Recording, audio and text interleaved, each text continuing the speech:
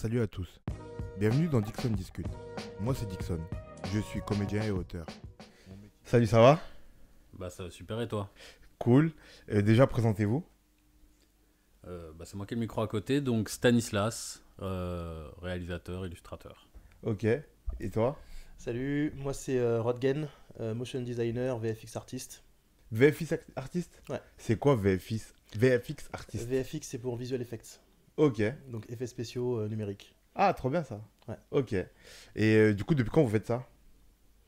Moi depuis une dizaine d'années maintenant, un peu plus d'une dizaine d'années. Ok. Euh, Bah écoute, moi c'est pareil, à peu près depuis, je sais pas, 2008, 2009, quelque chose comme ça. Ok. Et alors déjà, est-ce que vous avez fait des écoles pour faire ce que vous faites là?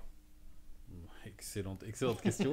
Alors on a fait tous les deux la même fac de cinéma, à Marne-la-Vallée, d'ICAS. Ouais, donc moi à la base je viens d'un diplôme d'art appliqué au lycée. Et après, je suis allé en fac de cinéma où j'ai rejoint ce jeune homme-là. Ok. On a fait un cursus qui s'appelle, il me semble, lettres, arts et communication. Ouais, quelque chose comme ça. Et donc c'était entre autres un deep dive sur le cinéma. Ok. Du coup, ça veut dire que à l'origine, vous avez pensé directement à faire du cinéma. Vous n'avez pas pensé à faire un autre métier qui soit créatif ou aussi créatif que ça?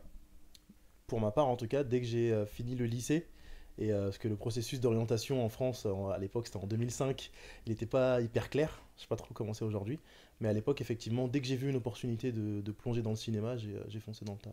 Ok.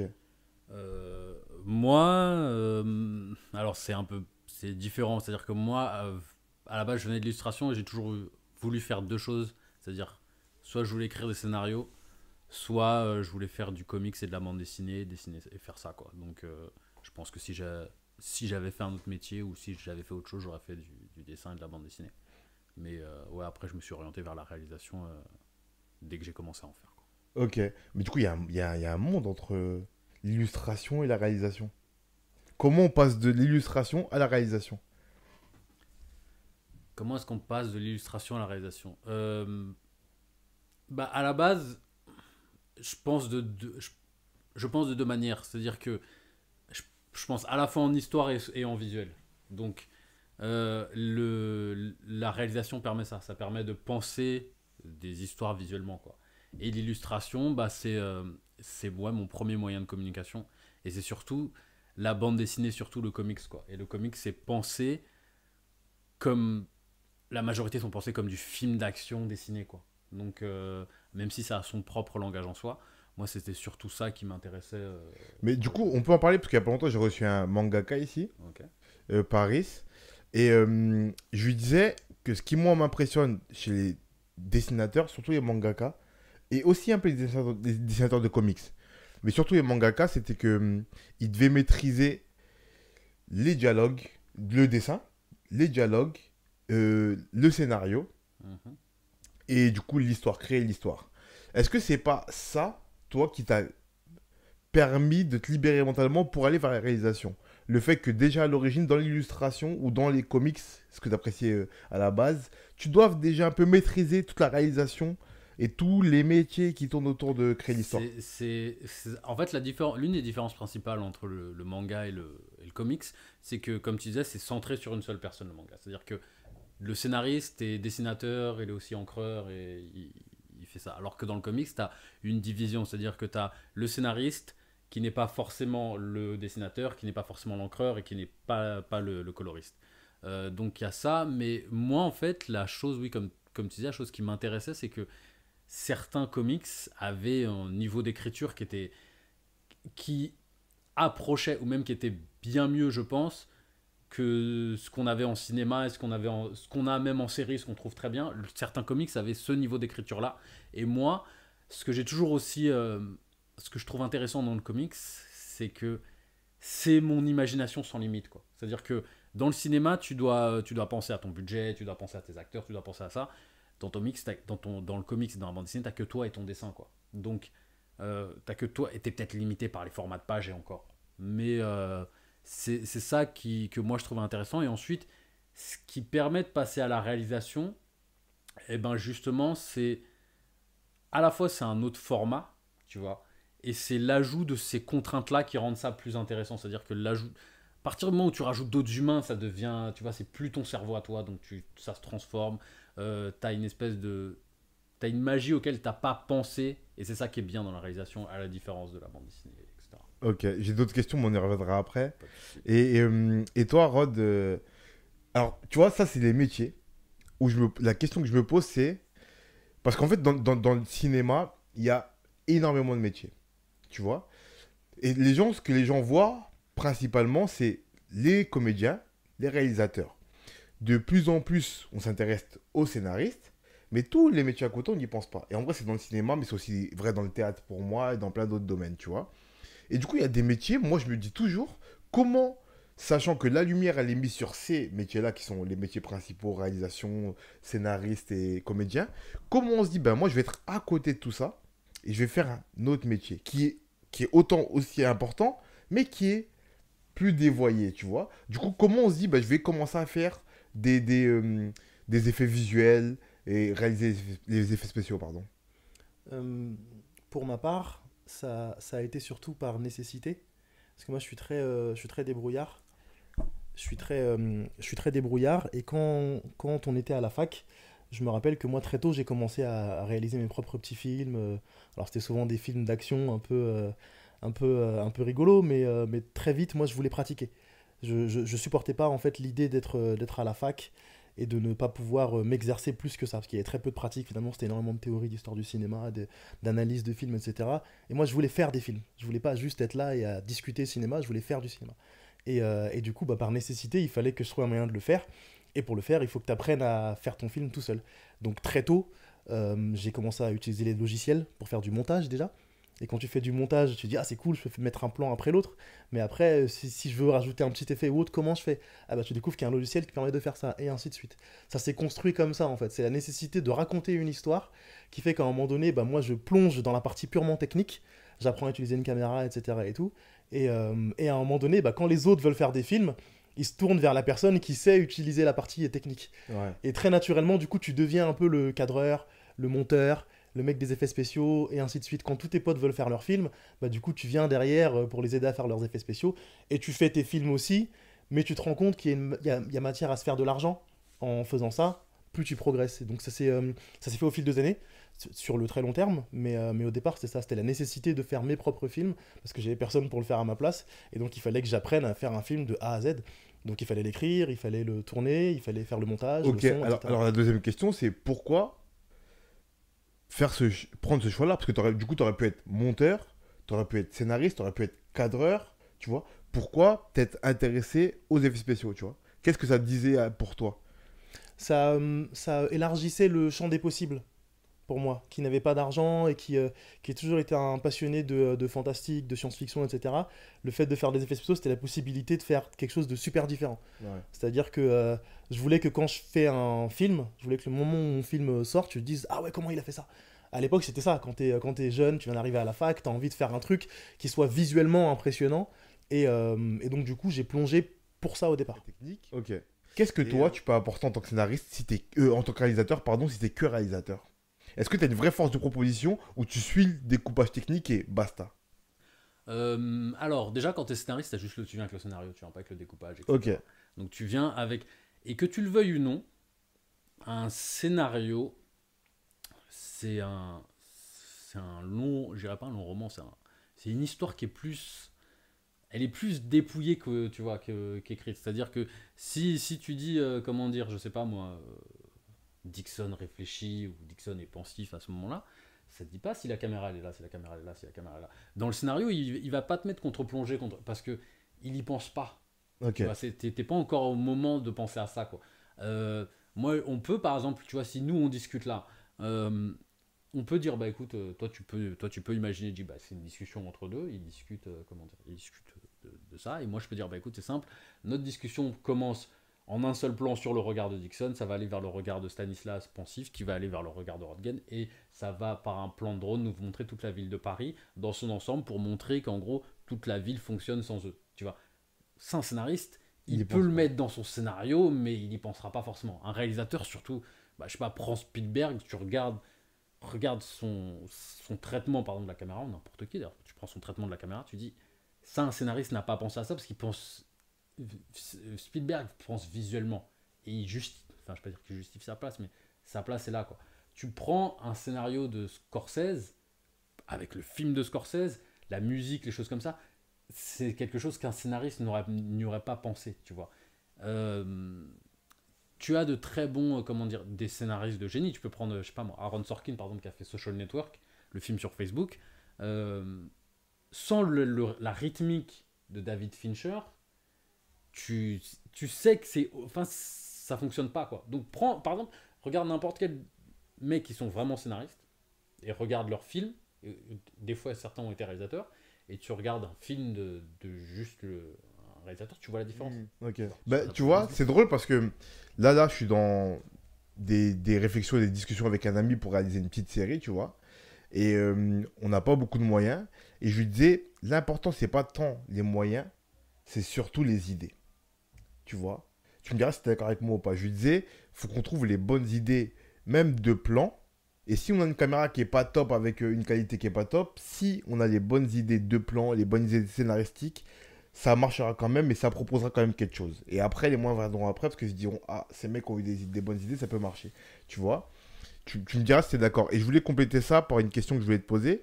C'était, et que je vous pose en vrai à vous deux aussi, mais en premier à toi, c'était quand on a cette culture du cinéma, parce qu'on a fait une école, et qu'en plus, je sais qu'on vous êtes des oies, on vous gaffe de culture cinématographique. Moi, vous me faites, franchement, honnêtement, les gens qui ont fait des écoles de cinéma, j'aime trop parler avec eux, parce que j'aime bien être taquin. De la nouvelle vague, des films en noir et blanc. Je dis toujours, en plus, je parlais avec une amie il y a pas longtemps, je dis toujours que euh, par exemple, vous avez parlé des réalisateurs qui sont connus. Vous serez toujours ceux qui ont vu les films que personne n'a vu de ces réalisateurs-là. Du coup, tout le monde connaît Scorsese, mais toi, t'as vu le seul Scorsese que personne n'a jamais vu. C'est ça les mecs d'école du cinéma, souvent, tu vois. Mais du coup, vous êtes gavés de culture cinématographique. Vous êtes gavés de références. Vous êtes gavés de propositions d'idées. Du coup, on va vous faire toutes les idées que Nolan a eues, toutes les idées que Scorsese a eues, toutes les idées que les gens ont eues dans les années 40. Bref, comment, d'une, on se détache de ça? Du coup, c'est deux questions en une. Comment on se détache de ça pour faire ses propres réalisations? Et de deux, comment on critique son travail quand on a un œil qui est aussi aiguisé que ça et qu'on voit tous les défauts qu'on peut faire? Alors la première question c'était est-ce qu'on peut faire ça avec très peu de moyens. Ouais. Je dis oui, il faut. En fait, le truc c'est que déjà il faut faire. Peu importe les moyens, fais. Tu vois, si ta seule caméra c'est la webcam de ton ordi, et ben tu feras un film qualité webcam d'ordi, c'est la vie. Mais voilà, on a vu comment dire, des découpages, des idées, tu vois, et surtout que ça énerve. Quand t'as un mec qui a un excellent découpage, d'excellentes idées, un excellent format, parce que tu sais, des fois ils arrivent à faire une putain d'histoire TikTok, et il a fait ça qu'avec son téléphone, et toi t'es là avec ta grosse caméra, tu te dis, mais tu vois, déjà ça énerve, tu te dis, les gars est génial, alors qu'il pense en petit format, quoi. Donc déjà, oui, tu peux déjà très bien le faire, et au fur et à mesure, disons que ce truc d'argent viendra au fur et à mesure, quoi. Tu diras, écoute, quand tu te sentiras bloqué par ton système, tu rajouteras du budget ou tu mettras un peu plus de budget. Donc voilà, essaye de bien gérer l'image et d'avoir un son propre. Je pense que c'est l'un des trucs qui fait que beaucoup de gens tolèrent de regarder une vidéo. Et ensuite, pour répondre à ta question, le style vient avec En fait, tu te détaches de ce style-là avec l'habitude. C'est-à-dire que moi, j'ai fait par exemple mon mémoire sur Michael Mann. Ouais. Qui est notamment celui qui a réalisé Hit. Il a réalisé Hit, Collateral, Miami Vice, etc. Tous ces films-là. Et je me rappelle que je tournais un documentaire. Je tournais un documentaire après sur quelqu'un de la Fashion Week, tu vois, quelqu'un qui n'avait rien à voir. Et donc je tourne mes vidéos, et c'était surtout en plus plein de vidéos. C'était dans le vif du ciel, donc il y avait cette énergie-là. Et je vois je tourne ça et je fais mon montage, etc. Donc le documentaire est fait. Un an après, je regarde ça et je fais, c'est vachement influencé par Michael Mann, quoi, tu vois. Mais c'était inconsciemment, tu vois. Sachant que mon style aujourd'hui n'a rien à voir avec ça. Tu sais, mon style est bien plus découpé, bien plus. Donc je dis, ah, c'était vachement à l'époque. Mais en tournant, plus tu tournes, c'est comme ton dessin en fait. Ton dessin, ou même ta manière d'écrire, je sais pas, une pièce de théâtre et autres, plus tu vas. Si tu lis un seul artiste, et ben. ou un seul scénariste, tu vas écrire comme lui. Si tu en lis plein, tu vas écrire comme, oui, comme celui qui va te venir souvent en tête. Mais au bout d'un moment, il y aura ton style qui va venir parce que t'es un style de tellement d'amalgame, enfin, de tellement de choses différentes qu'au bout d'un moment, tu vas dire, ouais, je prends ça, mais je prends pas ça, mais je prends ça, mais je prends pas ça, mais je prends pas ça. Et au bout d'un moment, de tout ça, tu vas encore reprendre d'autres choses qui vont venir de ta vie à toi, qui vont créer ton style. Donc, je me fais pas de soucis là-dessus. Au début, oui, tu peux être influencé par une seule personne, dire que tu fais que du Scorsese, mais ça se voit quand t'es étudiant, quoi. Et la deuxième question, c'était comment, excuse-moi, mais c'était comment on est critique face à son travail quand on a un œil aussi aiguisé. Est-ce qu'on n'est pas trop dur avec soi? C'est ça moi qui me ferait peur. C'est que quand tu vois tous les défauts partout dans tous les films, que tu as ingurgité tellement de références que tu sais ce qui peut être bien, pas bien, quand tu réalises toi, est-ce que tu vois pas que des défauts dans tes films? Ah non, non, non, mais comment dire, les premières années, tu pues la merde. Tu vois ton travail, tu tournes un film, tu le montes. Déjà, de Rodgan, plein de films, on a tous plein de cassettes chez nous qu'on n'a jamais montées parce qu'on n'aime pas. Tu vois, tu as des heures et des heures où tu dis, ou d'ailleurs, c'est ce qu'on dit à tout le monde, tourne et monte ton premier film même si tu ne l'aimes pas parce que tu ne l'aimeras pas. Tu vois. Et tout ce que tu fais, d'année en année, tu fais du moins en moins pire. Ok. Tu vois. Et au bout d'un moment, moi maintenant, je regarde mes films et ça me faisait pareil pour mes dessins. Donc j'étais, comment dire, j'étais presque immunisé. Je me disais, ah, c'est moi qui ai fait ça. Tu vois, au bout d'un moment, tu dis, ah, c'est cool, c'est moi qui ai fait ça. Mais ça devient deux objets différents, quoi. Et au début, ouais, c'est pourri. Tu vois, tu es là, tu fais, ah, non, la caméra est là, le son il est pourri. Là, pourquoi est-ce qu'il y a une lumière qui vient là? Et après, ensuite, ça devient, tu vois, ça devient regardable, quoi. Et pour toi, Rod? Sur la partie d'être critique de son travail. Ouais, et après, si tu veux, sur la partie du fait d'avoir ingurgité tellement de références. Sur la partie d'être critique de son travail, je pense pas que ta culture et ton érudition sur un sujet ou un autre soit un frein à ta créativité. Ouais. Parce qu'en fait, je pense que quand t'es artiste, tu le sens quand t'es arrivé au bout. Tu le sens quand t'as dit ce que tu voulais dire. Pour moi, l'honnêteté en tant qu'artiste, c'est le truc le plus important, en tout cas l'un des trucs les plus importants, c'est d'être vrai par rapport à ce que tu veux dire et de t'assumer en tant que qui tu es. Donc moi, quand je suis sur la partie créative, je me dis pas ah ouais, mais là c'est pas aussi bien que Scorsese ou c'est pas aussi bien qu'un tel parce que du coup je sais mon niveau actuel. Je fais ce que moi j'avais envie de dire, ce que j'avais besoin de dire. Et pour moi, la réponse, elle vient de. En tout cas, pour moi, vraiment, la réponse, elle vient de là. C'est qu'est-ce que j'avais envie de dire au départ, pourquoi je l'ai fait. Et dès le moment où j'ai dit ce que je voulais dire de la manière dont je voulais le dire, je considère que j'ai fait ce que j'avais à faire. Parfois, 2 semaines après, je revois, je dis que c'est catastrophique. Mais au moins, j'ai été honnête avec moi-même, donc je peux laisser vivre ça comme ça. Je l'ai fait pendant très longtemps, mais j'ai arrêté de m'accrocher à mes créations ou d'attendre de moi-même d'être la perfection tout de suite. Comme il dit Stan, au début, t'es nul. Tout le monde est nul au départ. C'est parce que tu continues. Et Stan, il a bien dit aussi, c'est que fais un film, déjà, finis-le, sors-le, et tu verras que tu auras un point en moins. Une fois que tu l'as fait, t'as beaucoup moins ce truc de ah ouais, mais mon film il ressemble pas à Michael Mann, mon film il est pas aussi bien qu'un tel, mon film il est pas ceci, cela. Il faut se libérer de ça en faisant. Fais déjà. Sors un film, commence-le, finis-le, sois honnête avec toi-même, dis ce que tu voulais dire, balance-le et fais le suivant. Et très naturellement, au fil du temps, t'as plus cette question de ah ouais, mais là, bien sûr qu'il faut être critique dans son travail. Il faut avoir un regard critique, mais ça c'est de l'exigence. C'est pas un truc qui t'empêche de finir ton travail, c'est juste de se dire je veux être perfectionniste. Et une fois que j'ai dit ce que je voulais dire de la manière dont je voulais le dire aujourd'hui, bah je le sors. Okay. Même si dans 2 semaines, je sais que je me dirais ah ouais, mais non, mais nan. Tant pis, c'est comme ça. Okay. Sinon, c'est une prison pour l'esprit en fait. Ouais, bien sûr. Et pour le style, du coup. Après, toi, je sais pas, c'est un peu différent peut-être. Non, mais t'as forcément des références même en VFX dans le style, tu vois. Mais du coup, comment tu te détaches de ça quand t'en ingurgites autant quand tu fais une école? Pareil, je crois pas que le fait d'avoir des références et des influences soit un problème en soi. On a tous un artiste, plusieurs artistes qui nous ont inspirés, des modèles, etc., ce genre de choses-là. Mais en fait, plus tu fais, et pareil, plus tu es honnête avec ce que tu es, et ce que tu as envie de dire, ce que tu as envie de faire, plus naturellement tu vas te détacher de toutes ces choses-là. Parce qu'ils n'ont pas vécu ce que tu as vécu. Ils sont pas toi, ils viennent pas de la même culture, du même environnement, du même background. Ils n'ont pas vu ce que tu as vu, ils n'ont pas vécu ce que tu as vécu. Donc toi, quand tu crées, même si au départ tu essayes de les copier, il y aura des choses qui vont arriver de manière instinctive et naturelle, qui vont surgir en fait dans ton travail et qui vont naturellement t'éloigner de tes influences de départ. Donc c'est bien d'en avoir, mais je pense pas que ce soit tant que ça un problème. Au contraire, c'est une bonne base, faut commencer quelque part. Trop bien. Mais du coup, est-ce que... Ben, merci, on va conclure. Pour conclure, toujours 3 petites questions. La première, c'est un objet créatif favori pour vous. Je te laisse répondre, je n'ai pas d'idée là tout de suite en tête.